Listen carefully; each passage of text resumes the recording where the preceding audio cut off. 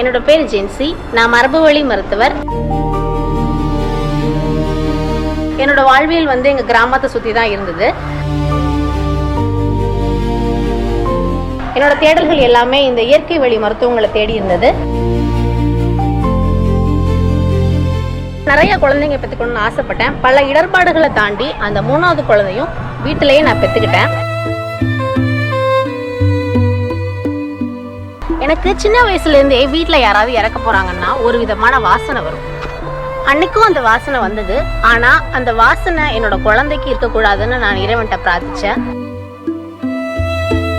என்னோட ஆராய்ச்சியை ஒரு நாவலாக நான் கொடுத்துருக்கேன். அந்த நாவலோட பேர் தான் அன்பு அம்மாவும் அக்கு ஆன்மாக்களும்.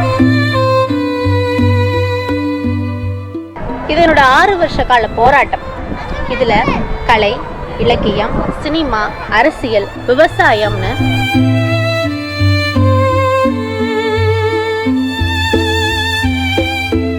இன்றைய நாட்டு நடப்புகள் எல்லாத்தையும் கலந்து ஒரு நாவலா நான் கொடுத்துருக்கேன்.